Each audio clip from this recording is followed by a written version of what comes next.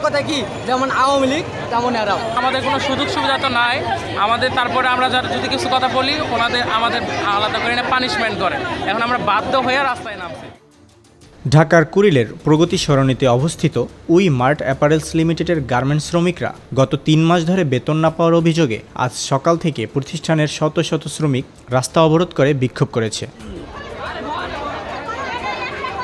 শ্রমিকরা জানায় তারা দীর্ঘদিন ধরে বেতন পাচ্ছে না, অথচ কর্তৃপক্ষ তাদের অভিযোগ আমলে নিচ্ছে না। বরং তারা যখনই ঊর্ধ্বতন কর্মকর্তাদের সঙ্গে বেতনের বিষয়ে কথা বলতে যান তখন তাদের চাকরি হারানোর ভয় দেখানো হয়।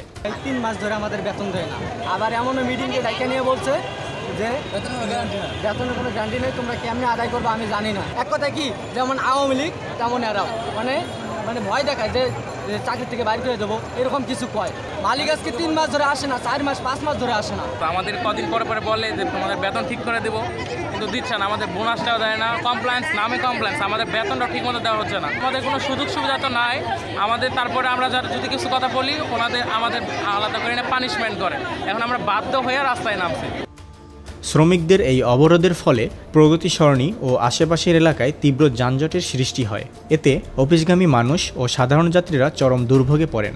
BAF শাহীন কলেজের শিক্ষার্থীদের বাসও আটকে পড়ে যানজটে। শিক্ষার্থীরা আন্দোলনকারীদের অনুরোধ করে যেন অন্তত তাদের বাসটি ছেড়ে দেওয়া হয়, তবে আন্দোলনকারীরা কোনো যান চলাচল করতে দেবে না বলে জানায়। এ নিয়ে শিক্ষার্থী ও শ্রমিকদের মধ্যে উত্তপ্ত বাক্য বিনিময় হয়, যা এক পর্যায়ে হাতাহাতি ও সংঘর্ষের রূপ নেয়। পরিস্থিতি নিয়ন্ত্রণের বাইরে চলে গেলে শিক্ষার্থীরা সংঘবদ্ধ হয়ে রাস্তা থেকে বাস ও অন্যান্য যানবাহন সরিয়ে নেয়।